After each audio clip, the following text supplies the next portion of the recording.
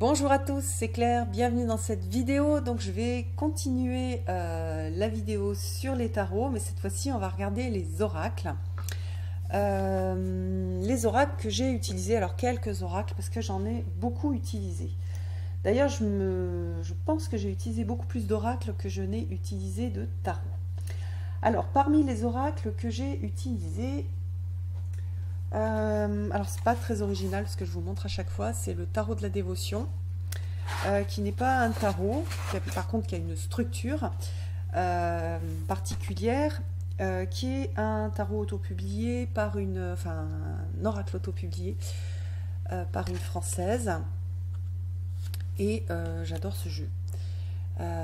Il est très spirituel, très mystique, il est particulièrement inspirant, et on va il fait travailler les j'adore les mots-clés, par exemple, voilà, le silence, il y a quelque chose, oui, de l'ordre de la dévotion dans ces jeux et dans ces cartes, la préparation, quelque chose de très chevaleresque, voilà, la cadence. Je trouve qu'il a la magnificence. Voilà, c'est un jeu que j'aime beaucoup. Voilà, il est pour moi c'est un vrai chef-d'œuvre ce jeu, et c'est pour ça je l'utilise beaucoup et que vous le voyez pas mal dans mes vidéos de bilan. C'est plutôt un tarot que enfin un tarot, c'est pas le tarot de la dévotion, un oracle que j'utilise pour moi.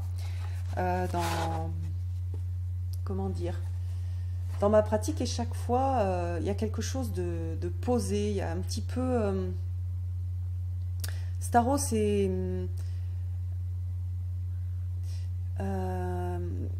aller dans une chapelle et c'est allumer une bougie et c'est prier, et voilà, il y a quelque chose de très centré et de très spirituel dans ce tarot, voilà, enfin dans cet oracle.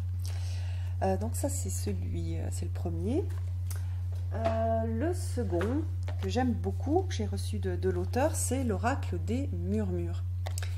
Alors je l'ai pas mal utilisé à un moment, là je l'ai moins utilisé, mais j'aime beaucoup. Bon, déjà j'aime énormément l'esthétique, et je trouve qu'il a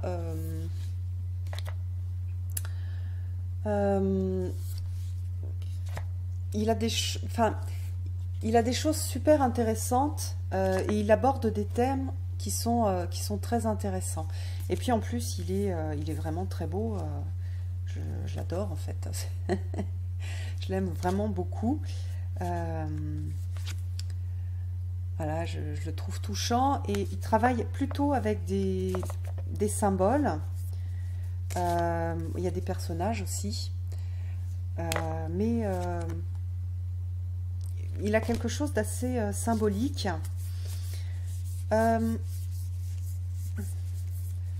Faudrait que je montre un petit peu comment je travaille avec. Il y a des gens qui m'ont dit qu'ils avaient une personne qui m'a demandé, qui était curieuse de voir comment je travaillais avec. C'est un jeu, soit je peux sortir une carte et après faire un tirage de tarot. Et puis après, moi ce que j'aime, c'est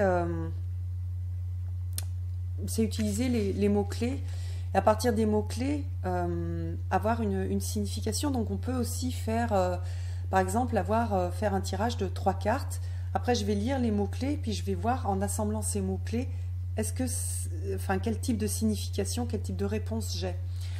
C'est plus un tarot de développement personnel, c'est pas un tarot un oracle, c'est pas trop un oracle de divination, même s'il il peut vous donner, bon, par exemple là on a le 10, le type d'énergie que vous allez rencontrer ensuite. Alors attendez, voilà, si on fait un petit essai avec cette carte là.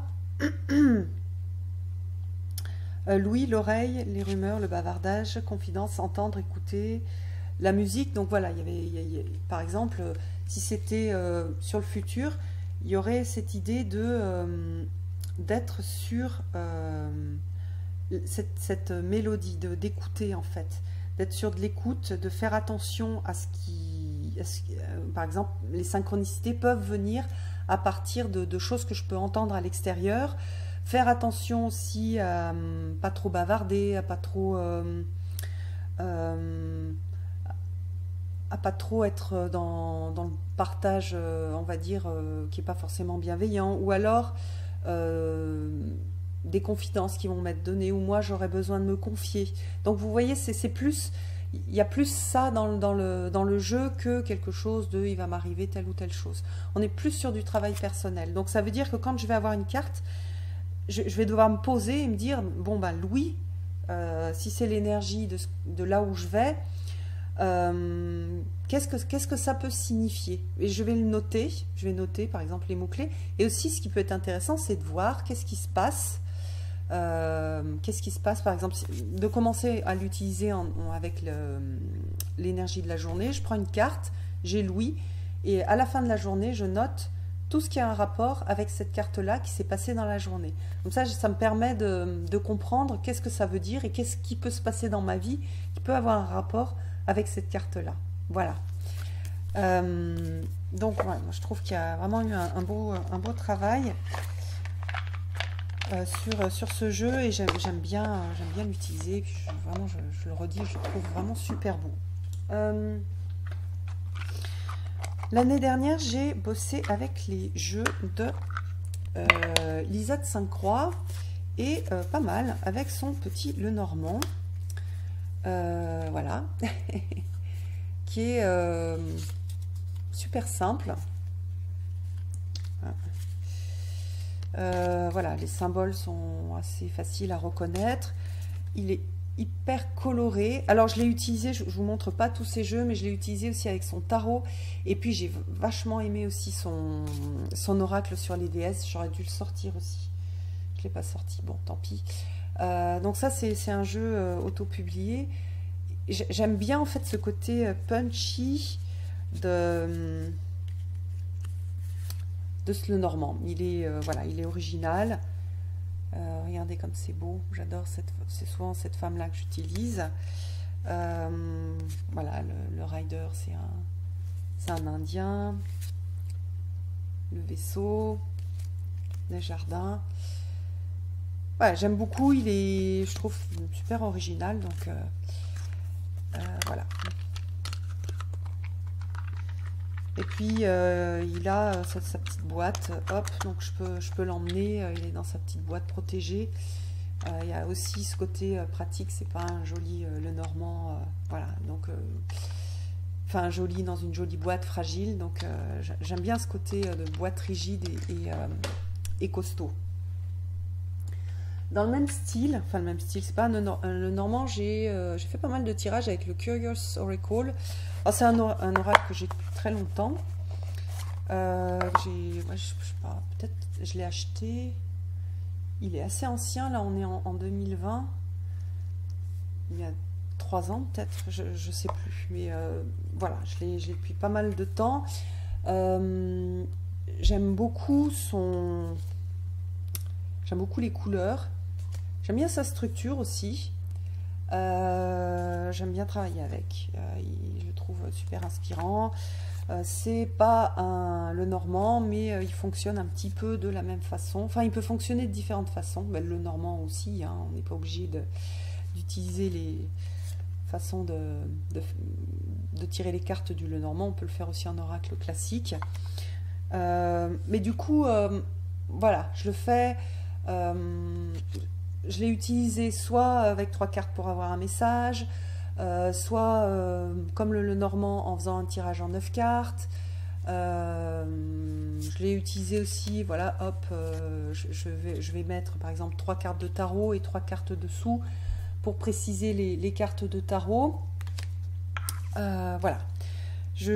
Alors, bien que je l'utilise beaucoup et que je l'ai depuis un petit moment, c'est vrai que j'ai toujours un peu besoin de la petite fiche pour comprendre la structure et rajouter en fait des significations. Voilà, c'est pour dire qu'il est sympa, mais il est un petit peu complexe.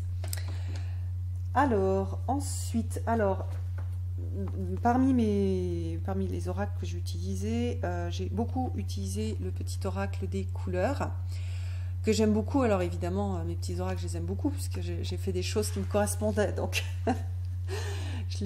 voilà, je les aime bien. Le petit oracle des couleurs, je pense c'est un des oracles que j'utilise le plus, parce que j'aime bien sa simplicité, j'aime bien le côté neutre aussi. Donc on n'a pas quelque chose de forcément voilà, avec une connotation spirituelle ou avec ou des dieux, des déesses ou des animaux de pouvoir. On a quelque chose de très plutôt visuel, vibratoire, donc c'est ça qui me plaît. Et bon, j'aime bien j'aime bien les messages, mais oui, c'est un jeu que je trouve aussi qui se marie bien avec plein d'autres jeux. Donc voilà, soit j'utilise seul, soit j'utilise avec les autres. J'ai aussi pas mal utilisé le petit oracle de Gaïa, parce que l'année dernière, j'ai eu énormément besoin d'énergie, de protection, d'énergie maternelle. Il y avait des choses qui étaient compliquées pour moi. Donc je l'ai beaucoup utilisé en tant que conseil de la grande mère. Et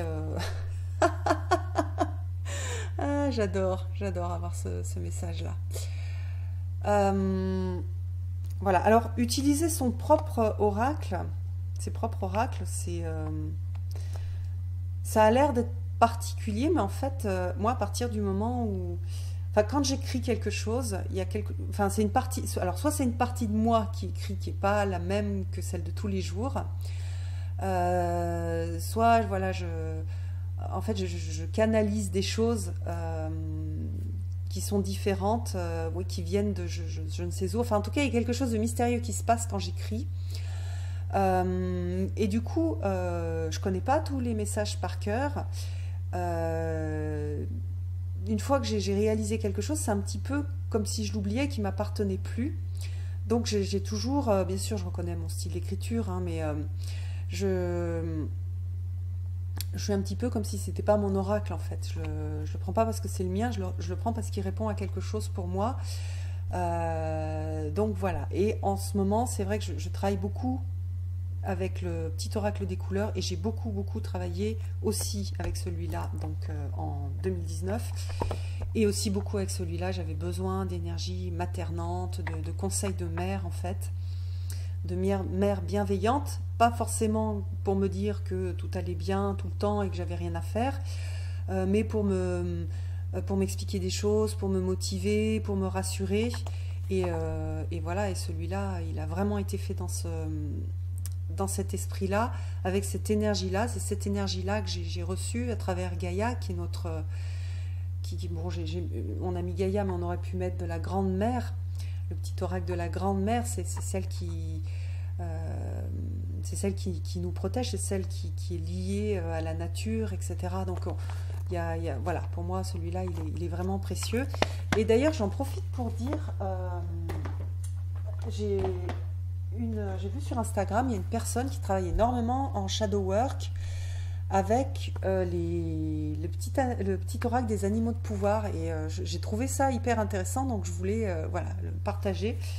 Alors celui-là, je l'utilise moins, mais en shadow work, il peut être très intéressant, et je pense que je vais l'utiliser quand je fais mes travaux de Byron Katie sur l'interrogation sur les pensées, pour sortir un animal, pour m'accompagner en fait, pour être accompagné par un animal. C'est vrai que les animaux de pouvoir, ils sont très puissants en accompagnement, c'est-à-dire quand on fait quelque chose de difficile, d'avoir un animal, de demander l'aide d'un animal, et par exemple de tirer une carte et de voir quel est l'animal qui peut nous aider, nous accompagner avec une partie de son message sur la carte. Je trouve ça super intéressant. D'ailleurs, je vais en tirer une. Ah, le scorpion. Les défis et les challenges qui se présentent à moi sont source d'apprentissage et de croissance. Voilà, donc c'est exactement ça. Le scorpion, par exemple, c'est un super animal pour faire du travail psychologique, du travail de l'ombre. Le travail de l'ombre, hein, c'est le travail de l'inconscient. C'est-à-dire tout ce qui nous influence dans nos décisions, dans la façon qu'on a de réagir et qu'on ne connaît pas, on ne sait pas pourquoi. Et le travail de l'ombre, c'est aller à la rencontre de tout ce truc-là, tout ce terreau, toutes ces choses qui nous influencent et qu'on ne connaît pas, pour les mettre à la lumière, pour que ça devienne du conscient et qu'on comprenne ce qu'on est en train de faire. Parfois, on se met en colère. Pourquoi je me suis mise en colère la dernière fois pour un truc vraiment idiot, et ça m'a mis vraiment en colère. Et je me suis dit, ouh, chaque fois qu'on a une réaction qui est trop, c'est qu'il y a l'inconscient qui parle. Et donc, c'est intéressant d'aller voir qu'est-ce qui se passe en fait. Je suis en colère à cause de telle personne parce qu'elle m'a écrit telle chose. Et donc, je me sens par exemple, méprisée. Voilà, je me sens méprisée. Et donc, je me sens méprisée. Est-ce que c'est vrai? Et en fait, on va découvrir qu'il y a plein de choses qui se passent à l'intérieur qui n'ont absolument rien à voir avec la personne et qu'on a projeté en fait notre monde intérieur à l'extérieur. Donc ça, de se faire accompagner par un animal de pouvoir, j'avais pas forcément, moi je l'utilise en protection en fait, hein, quand vous savez que je suis très angoissée, donc je fais des crises d'angoisse. J'en fais moins maintenant, mais je suis toujours un peu limite. Donc j'utilise beaucoup les animaux en fait pour pas prendre, par exemple, il y a un moment j'en faisais beaucoup des crises d'angoisse, j'arrivais plus à respirer, enfin bon, c'était super, c'était très très violent au niveau physique. Voilà, j'ai tout fait en fait, et ma gorge qui se serrait, j'ai tout fait. Et plutôt que de prendre un anxiolytique, je me transformais en loup. Alors c'est facilité par, j'ai un cerveau un peu particulier vu que j'ai vécu un traumatisme, donc je peux facilement me transformer en ce que je veux, en ayant vraiment l'impression d'être. Donc je peux me transformer en arbre, voilà, si je ferme les yeux, je ressens l'arbre, je ressens que je suis l'arbre. Donc je fais ça avec le loup, hein, parce que c'est vraiment le loup qui m'a beaucoup accompagnée. Mais j'ai aussi d'autres animaux qui m'accompagnent, comme par exemple la corneille. C'est un animal que je trouve hyper intéressant pour justement pour ce travail de centrage avec... il y a quelque chose dans la corneille. La corneille, elle est liée à la loi, donc les lois de la nature, les lois de l'incarnation, etc. Et donc voilà, c'est un animal qui m'aide pas mal, parce que j'ai un petit côté rebelle, il y a des choses qui me plaisent pas dans l'incarnation. Et c'est vrai que parfois j'ai envie d'hurler et de dire c'est trop injuste et je veux pas ça, donc je mets ma petite coquille de Calimero. Voilà, la corneille, elle me remet bien dans le droit chemin. Et puis bon, en plus les corneilles me font rire, donc voilà, je travaille beaucoup avec les corneilles aussi. J'en ai pas mal autour de chez moi et je les adore. Elles sont, c'est vrai qu'elles ont ce côté, hein, la loi, etc., qu'elles représentent ça, mais elles sont surtout et aussi, voilà, elles sont hyper drôles quand on les voit. J'adore quand on voit une petite corneille avec, elle a une noix, puis elle a une noix sous la patte, puis elle le met sur la piste cyclable, par exemple, en attendant que quelqu'un passe dessus pour que ça casse la noix. On dirait un footballeur avec son ballon de foot. J'aime bien quand... alors, si je cours, qu'elle voit que je fais... voilà, que je fais mon truc, voilà, elles viennent super proches de moi. Dès que je commence à vouloir les approcher, ah ben non, là, en tout temps, un tout petit peu se reculer. Et en plus, c'est des animaux qui ont vraiment un sens de la famille aussi, qui est très cool, qui est vachement touchant aussi. Donc voilà, tout ça pour dire, voilà, je fais un aparté. Je vous ai parlé des corneilles, c'était pas ça l'objet de la vidéo, mais voilà. Donc, par exemple, voilà, j'ai une émotion particulièrement forte qui est disproportionnée. Je tire en fait une carte, je vois l'animal qui peut m'aider à la comprendre. Par exemple, le papillon, les changements profonds sont à l'œuvre dans ma vie, je les accompagne avec curiosité et légèreté. Donc probablement, si je suis en colère, c'est que je suis en train de changer. Du coup, j'ai le regard des autres qui voient que je change. Alors ça peut être une remarque qu'on a pu me faire. Et j'assume pas trop de changer, de clan, entre guillemets. Et du coup, ça me blesse parce que j'assume pas qui je suis, par exemple. Hein. Et donc, je vais demander au papillon de m'accompagner. Alors, pour que le papillon m'accompagne, Je peux faire donc un hôtel avec une image de papillon ou juste avec la carte, hein. Vous n'êtes pas obligé de faire des choses complexes. Ça peut être un hôtel, ça peut être juste la carte avec une petite bougie. Et puis une petite prière, voilà, papillon, l'esprit du papillon, je te demande de m'accompagner, je vais être hyper attentive aux papillons qui m'entourent, tous les papillons, même les papillons qui rentrent la nuit, qui ne sont pas forcément des papillons que je peux trouver magnifiques, donc ils peuvent me dire, oups, souviens-toi, hein, toc, me rappeler ce que je suis en train de faire. Je peux aussi dessiner, je peux dessiner des papillons, je peux colorier des papillons, je peux faire du découpage si j'ai envie. Les travaux manuels, en fait, dans la pratique magique, ils sont vraiment en fait au cœur de cette pratique magique. Donc je peux découper des papillons sur des magazines et les coller ou en imprimer. Je peux aller regarder la vie du papillon, qu'est-ce que ça m'inspire en fait. Donc, parce que dans le papillon, il y a beaucoup de choses. Il y a donc les changements avec le cocon, mais il y a aussi le côté de l'éphémère. Je vais travailler l'éphémère. Rien ne dure toujours, hein. La vie d'un papillon, elle est courte. Il y a la beauté, mais il y a aussi le mystère avec les papillons de nuit. Il y a la diversité, la grande diversité. Donc ça peut parler aussi de moi, mes différentes couleurs. Quel type de papillon est-ce que je suis? Je peux faire de la vision créatrice en dessinant un papillon, en imaginant quelles sont mes couleurs, quel est le dessin qu'il y a sur mes ailes. Quel type de papillon je suis? Je peux m'acheter un petit livre sur les papillons ou faire des recherches sur les papillons qui sont connus et voir quel est le papillon qui m'attire, c'est quoi le papillon qui me fait vibrer à l'intérieur et plus travailler avec ce papillon-là. Donc voilà, il y a plein de choses qu'on peut faire à partir d'un tirage sur les animaux de pouvoir. Et puis, voilà, alors l'avantage, c'est là, il y a pas mal de cartes. Et puis, après, vous pouvez, par exemple, moi, les loups avec lesquels je travaille, ce ne sont pas des loups blancs, ce sont des loups gris. Donc quand je tire une carte avec un dessin de loup blanc, ça me gêne un peu. Donc là, il y a vraiment quelque chose un peu comme les arcanes mineures du tarot, quelque chose hyper simple. Donc après, moi, je peux développer toute ma créativité, je peux utiliser ma créativité autour. Sans me mettre la pression, mais utiliser sa créativité, c'est voilà, découper, c'est faire des petites recherches, c'est dessiner, c'est faire les choses qui me plaisent. Si je suis douée pour écrire, je peux écrire un poème sur les papillons. Voilà, je suis douée pour dessiner, je vais dessiner, même si je ne suis pas douée pour dessiner d'ailleurs. Ou je peux décalquer un papillon, ou je peux prendre un coloriage.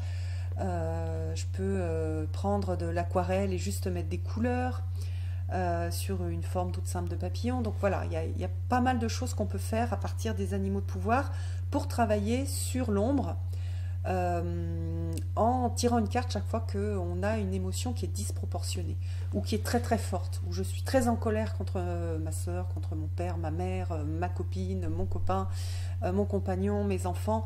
Donc si l'émotion elle est très forte, ou je suis très triste, ou je suis je me sens mal à l'aise, parfois on a du mal à mettre des noms aussi sur nos émotions, on ressent quelque chose au niveau du corps, on ne met pas tout de suite un nom dessus. Donc je vais tirer une carte pour un petit peu m'éclairer, puis demander de l'aide à l'esprit de l'animal pour m'accompagner. Voilà. Vous pouvez le faire, pas forcément aussi avec ça, mais si vous avez d'autres jeux sur les animaux de pouvoir. Donc sans faire un tirage avec toute la signification dans le livre, mais juste en utilisant le symbole et l'animal de pouvoir. Voilà. Hop. Alors ensuite, les Sweet Ladies de Célia qu'elle a sorti l'année dernière, alors je savais que j'allais bien l'aimer parce que je le trouve super joli. J'aime bien les œuvres qu'elle a choisies. Elle m'avait montré déjà les peintures. Donc j'avais déjà vu que c'était ultra beau, mais là en fait en l'utilisant j'ai découvert qu'il était super fort pour créer des scènes, et donc du coup on n'a pas énormément besoin du livret. Je vais me reporter un petit peu pour avoir des mots-clés après, mais j'ai montré comment je l'utilisais dans la review, si vous voulez aller chercher sur ma chaîne la review. En fait, très souvent, je mets 3 cartes et je regarde ce qui se passe sur les 3 cartes. Alors, soit les 3 cartes, elles parlent d'un cheminement, donc il y a ça qui se passe, après ça et après ça. Et c'est super clair parce que c'est... Voilà, les scènes de vie sont assez claires. Je vais y regarder les mots-clés aussi pour m'aider et puis peut-être mieux regarder la carte. Soit c'est complètement un tableau, il y a un tel qui regarde un tel et il y a un autre qui se dit ta ta ta. Et en fait, on peut raconter des histoires, c'est-à-dire faire du tirage, faire des tirages avec une lecture sous forme d'histoire. Donc voilà, qu'est-ce qui se passe dans les cartes? Et ça, c'est ma réponse en fait. Qu'est-ce que je devrais faire? Et ben toc, voilà, il y a telle personne qui regarde telle autre personne. Au milieu, je crois que qu'est-ce que j'avais fait comme tirage? Il y avait une chaise vide, etc. Donc voilà ce qui se passe, voilà un peu ce qui est important. Puis après, je peux retirer des cartes pour savoir qu'est-ce que je devrais faire. Et voilà, voilà, je le trouve très inspirant. Les cartes sont super agréables aussi au toucher, sont toutes douces, donc ça va bien avec le thème. Donc voilà, celui-là, je l'ai pas mal utilisé, alors que je l'ai eu assez, il n'y a pas très longtemps. Hop, allez où dans la boîte. Hop, le petit guide. Alors un autre jeu que j'ai beaucoup aimé, c'est le White Air Wisdom. J'adore, il est trop mignon. C'est un jeu auto-publié. Il va y avoir un Kickstarter pour un deuxième jeu des mêmes auteurs en février. Bon, je ne serai pas là, donc je ne vais pas le baquer, mais je le ferai. Je pense qu'il y a des chances pour que je m'achète l'autre jeu. Donc c'est des petites sorcières avec voilà, c'est une petite sorcière lapin. Donc c'est c'est vraiment des imageries de l'enfance. Donc pour moi ça touche mon enfant intérieur. C'est un doudou deck, mais quand même il y a pas mal de choses. Alors il est en anglais. Parfois c'est un petit peu difficile à comprendre parce qu'il y a des mots qui sont inventés. D'ailleurs il y a des livres aussi hein, qu'elle a écrit, un ou deux je crois, ou qu'ils ont écrit. Oui, pour dire que voilà, il y a un univers qui est pas mal développé. Alors ça ne veut pas dire que c'est un jeu pour les enfants, c'est un jeu pour les adultes, pour travailler avec des choses qui sont très adultes. Voilà, je le trouve vraiment super mignon. Au niveau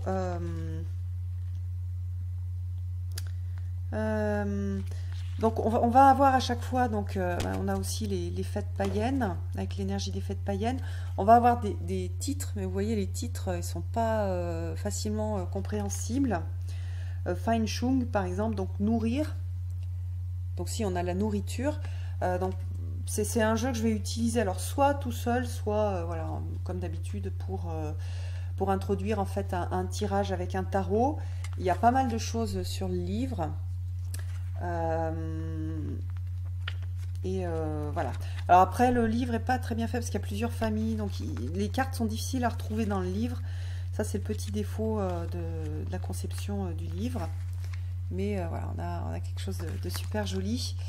Mais à nouveau, difficile à traduire, puis avec des jeux de mots en anglais. Donc c'est un petit peu complexe, mais magnifique. Et puis il y a quand même des mots-clés. Donc on peut travailler juste avec les mots-clés tout simples. Et je vous le remontre.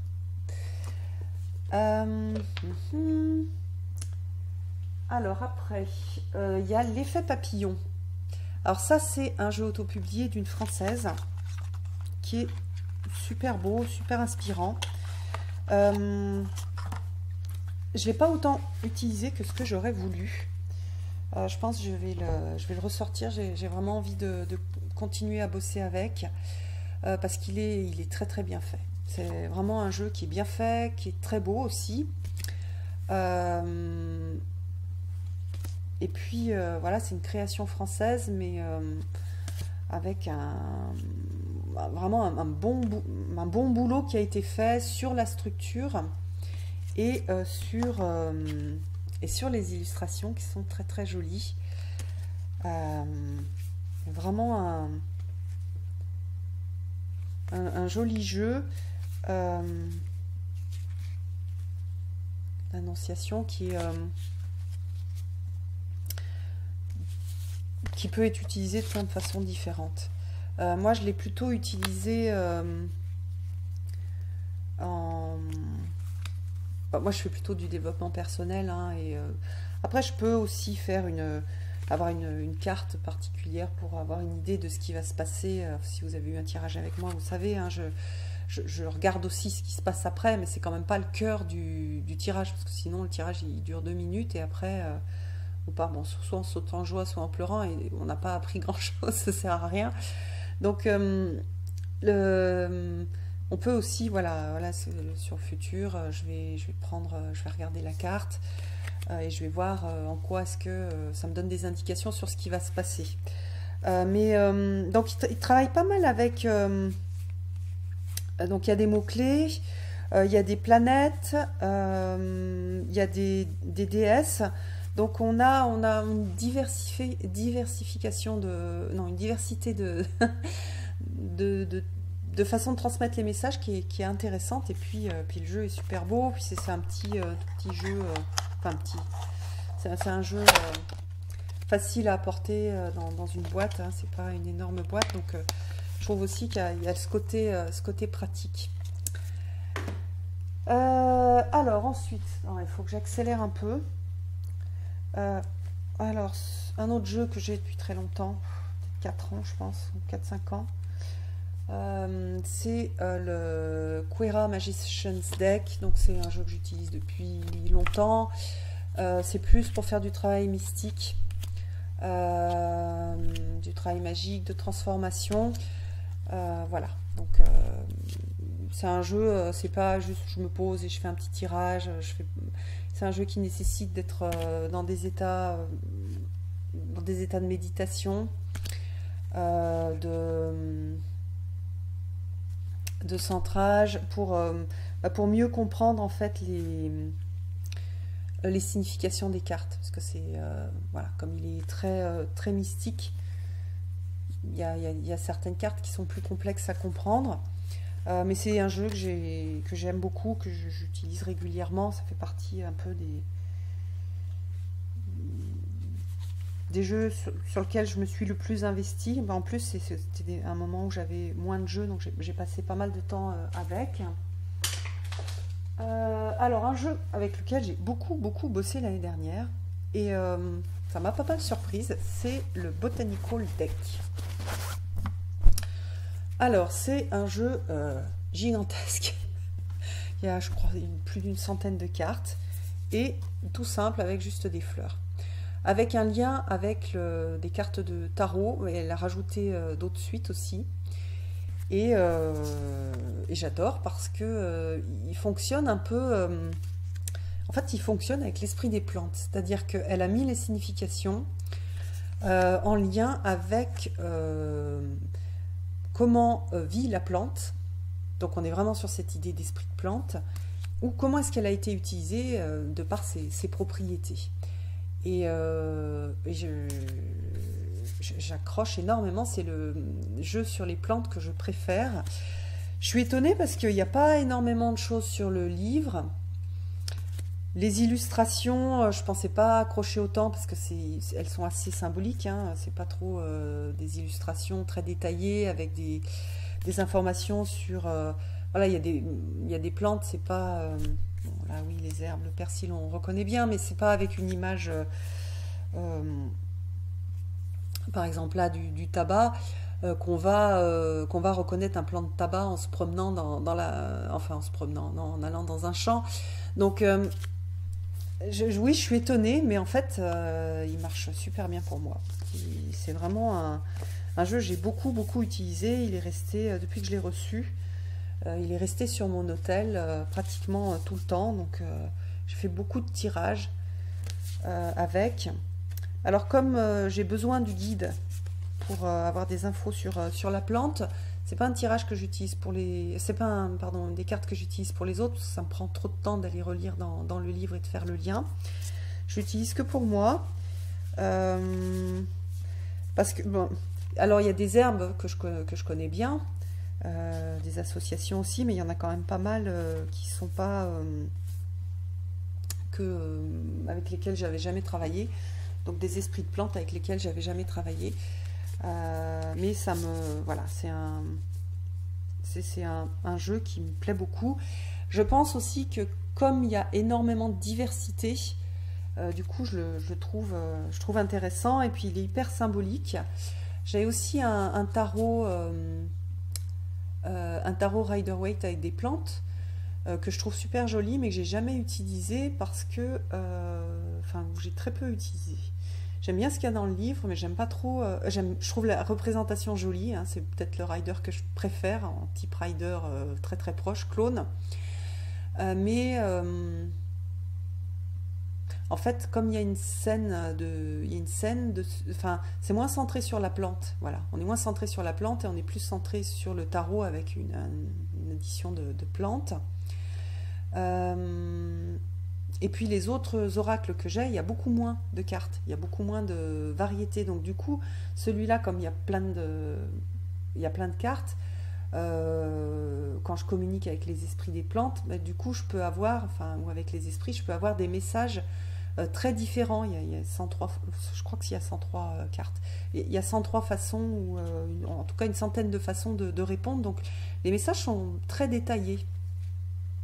Voilà, donc c'est un jeu, je crois que c'était un jeu que j'ai eu en faisant un Kickstarter. Voilà, donc un financement participatif.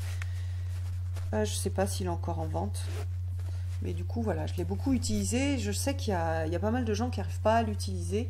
Donc, vous voyez, il n'y a pas un jeu qui est formidable pour tout le monde. Ça dépend un peu de qui on est, comment est-ce qu'on se connecte au jeu et comment est-ce qu'on travaille.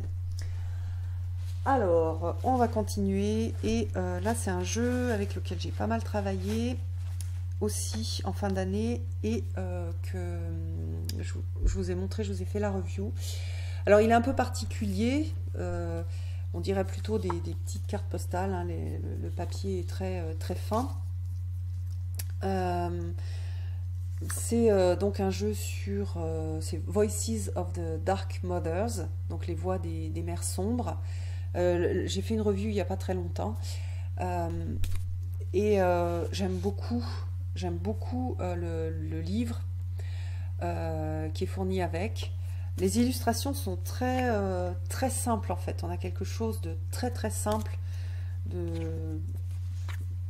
Voilà, on n'est pas dans un art très riche, très détaillé.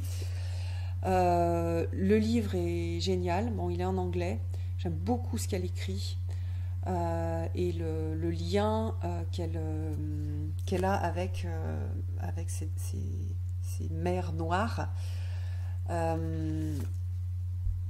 Du coup, voilà, je trouve c'est vraiment on sent que bon, déjà c'est une personne qui est, je sais pas quel âge elle a, mais elle a peut-être 60 ans, donc c'est quelqu'un qui a vécu, c'est une femme qui a vécu, qui a traversé un certain nombre d'épreuves, enfin voilà, qui a vécu une soixantaine d'années, et du coup il y a une grande maturité dans les écrits, et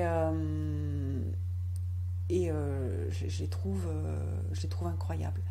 Donc voilà, si ça vous intéresse, vous pouvez la suivre sur Facebook, comme ça vous verrez aussi si vous comprenez bien l'anglais des textes.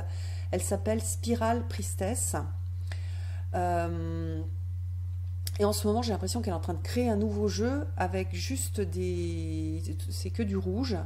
Elle travaille aussi avec des déesses et elle écrit tout un texte à chaque fois qu'elle publie une carte. Et il y a vraiment de la profondeur. Par contre, c'est pas un jeu où je fais un petit tirage, comment dire, vite fait.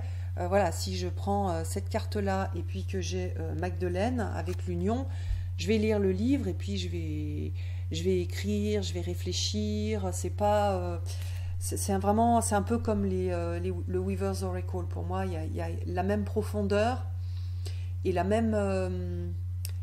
même investissement qui est demandé pour utiliser le jeu. Donc voilà, j'ai dû partager, ça c'est le dernier tirage que j'ai fait. C'est une carte que je tire assez souvent. Donc voilà, sur la vérité. Donc bon, parler ma vérité et la mélanger aux autres. Mais voilà, on a Minerve. C'est un jeu qui est assez confidentiel.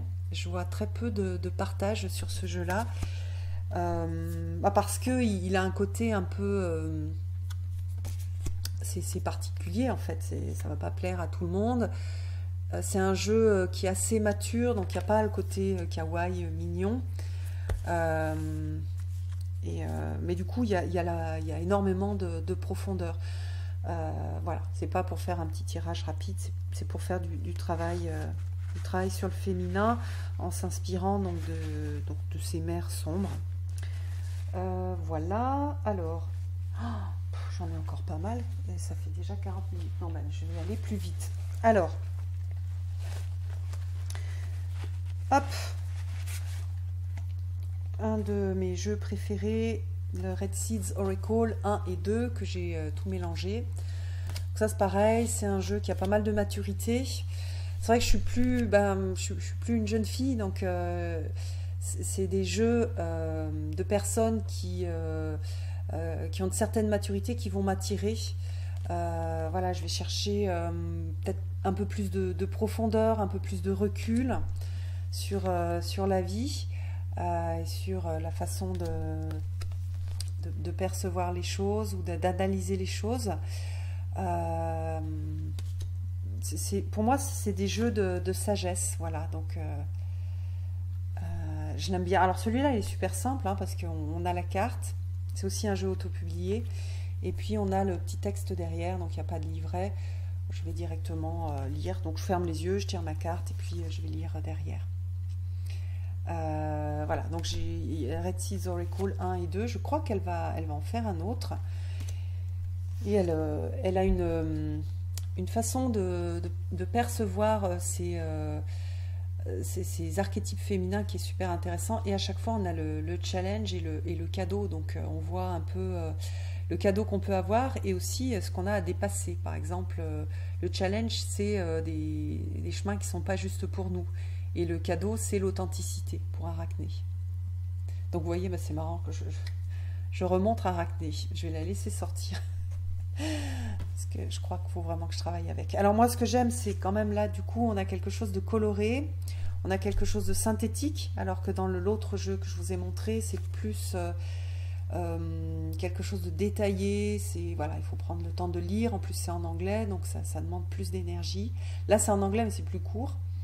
Voilà, bon, je vous remonte celle-ci, puisqu'apparemment ça a l'air d'être cette carte, en tout cas, j'ai vraiment à bosser avec cette énergie-là.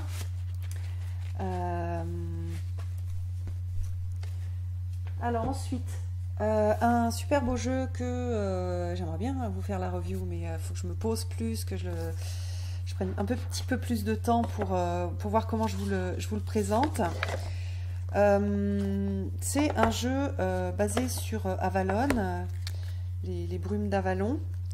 Et on a... donc c'est un jeu mass market, ça, qui... Je sais pas s'il est déjà sorti, je l'ai eu avant les autres. Et je le trouve particulièrement bien fait. J'aime beaucoup les représentations. J'ai pas énormément bossé avec, mais je l'ai beaucoup... en fait, je l'ai regardé, je le trouve intéressant parce qu'il n'y a pas énormément de personnages et il y a pas mal d'objets. J'aime bien. Il me fait penser à Gospel of Aradia en fait. Le Gospel d'Aradia dans l'évangile d'Aradia. Comment est-ce que ça est en français? L'oracle d'Aradia, pardon.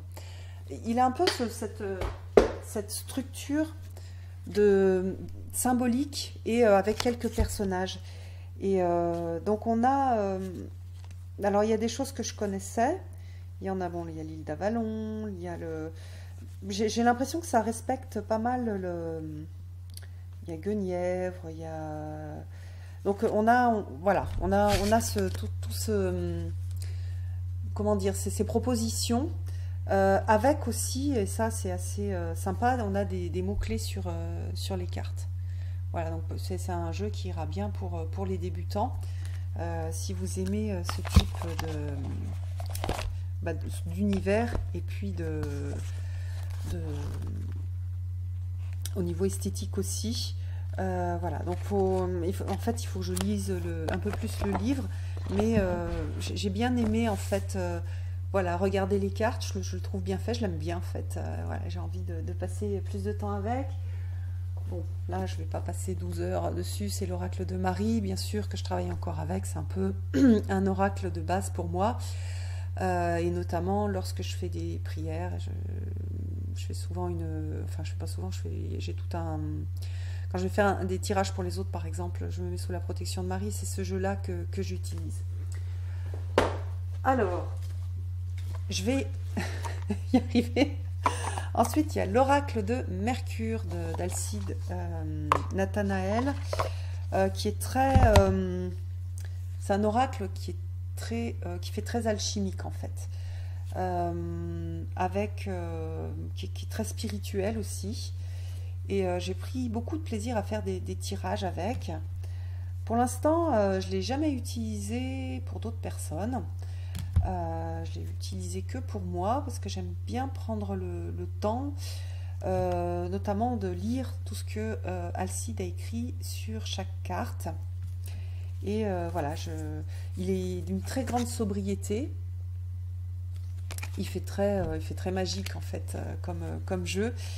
Et voilà, je l'aime bien. En plus, j'aime bien la qualité des cartes. Je trouve super. Voilà, la boîte aussi est sympa.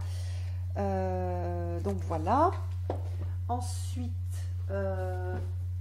l'oracle des chamans. Ça, c'est un peu un oracle que je ressors régulièrement, un peu comme celui que je vous ai montré. Celui sur sur la magie, comment il s'appelle, le Quera le Quera Magician's Deck. Donc j'ai découpé le tour, et pour moi c'est un jeu primitif, hein, d'ailleurs ce sont des représentations avec des gardiens en fait, et comment dire, de dessins qu'on retrouve, hein, dans des caves préhistoriques. J'aime bien sa structure, j'aime bien son énergie, j'adore les cartes, je les trouve super belles. J'aime bien, voilà, le travail qui est proposé aussi, je vous en avais déjà parlé. Donc ça, c'est un mass market, hein, c'est pas un jeu qui coûte très très cher. Il demande de passer un petit peu de temps pour comprendre sa structure.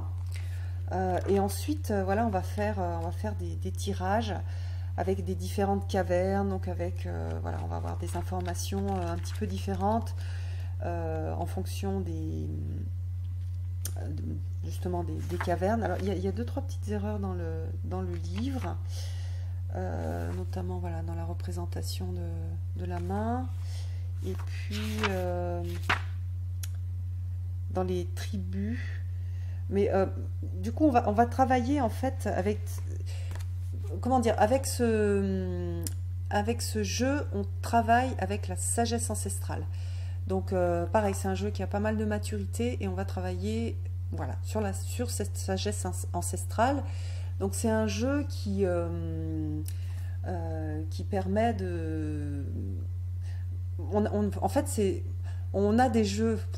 Je crache tout maintenant. Je vais réussir à vous dire quelque chose de compréhensible. Il y a des jeux qui sont des jeux angéliques. Donc on travaille avec des énergies angéliques, et les anges, ce sont des entités qui n'ont jamais vécu sur Terre. Donc voilà, et on a voilà, un soutien, etc. Donc ils vont parler à notre partie divine, etc. Donc c'est très intéressant de travailler avec les anges, mais quand on travaille avec les anges, on ne travaille pas avec des entités qui savent ce que c'est que l'incarnation. Quand on travaille avec les ancêtres, quand on travaille oui, particulièrement avec les ancêtres, on on travaille avec des entités qui savent ce que c'est que l'incarnation. Donc on n'a pas du tout le même type de message. Et puis on a une certaine compassion aussi qui est apportée, puisque ils savent ce que c'est que vivre une vie incarnée, une vie dans l'incarnation. Donc c'est là, pour moi, c'est voilà, cet oracle des chamans, les anges déchus aussi, parce que les anges déchus, ce sont des anges qui se sont incarnés sur Terre. Donc tous ces anges déchus, ils savent ce que c'est que s'incarner, ils savent ce que c'est que d'avoir un corps émotionnel, des émotions, d'avoir des pensées, d'avoir en fait, ils connaissent les lois de l'incarnation, et donc ils sont super intéressants pour nous guider, parce qu'on en a besoin, parce que c'est ça qui est compliqué. L'incarnation, c'est pas simple pour personne.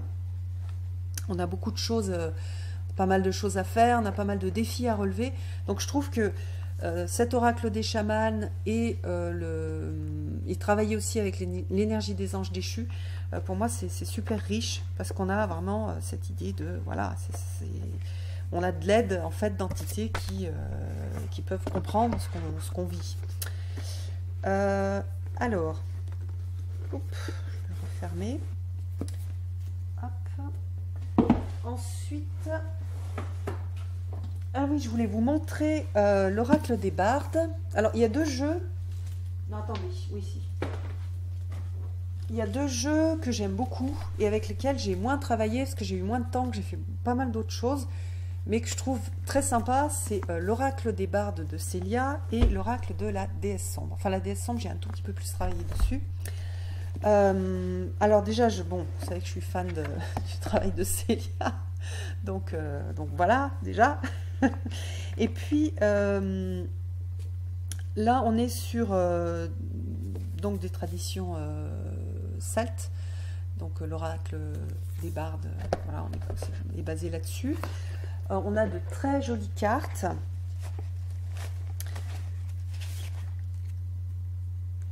Et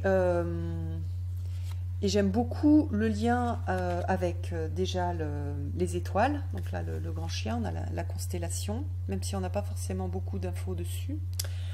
On a des plantes. Là, on a donc un figuier. On va avoir voilà, la petite ours.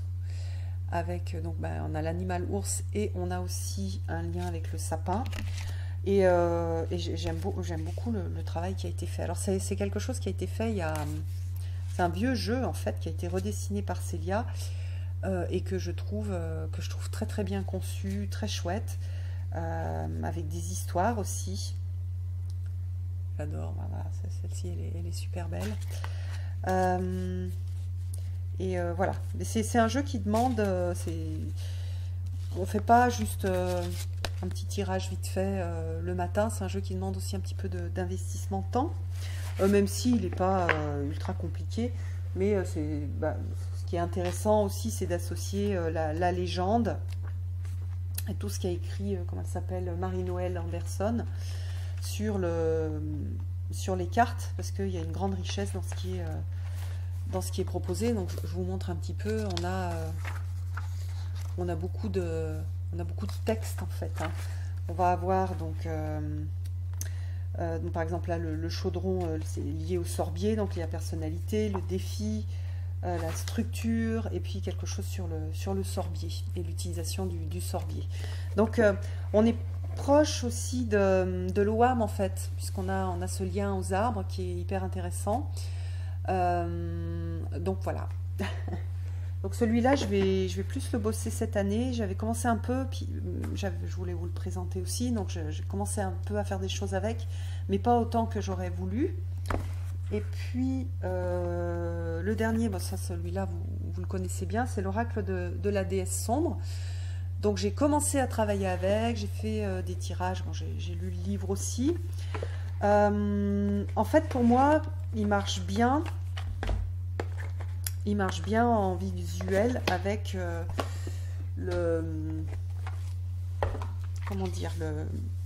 l'illustration et le mot-clé. J'utilise pas trop le livre.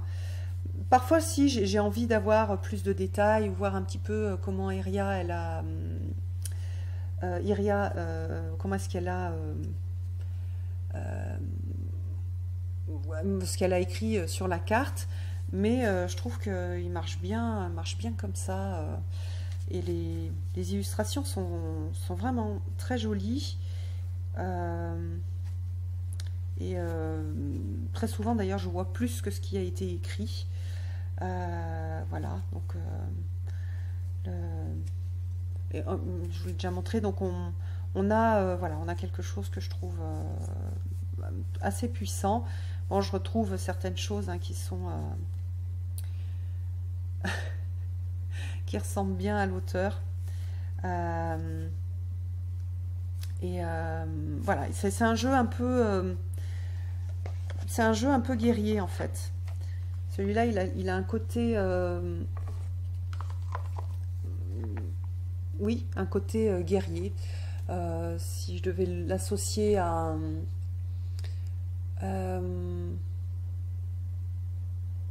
à une carte de course, ce serait un cavalier, un cavalier d'épée.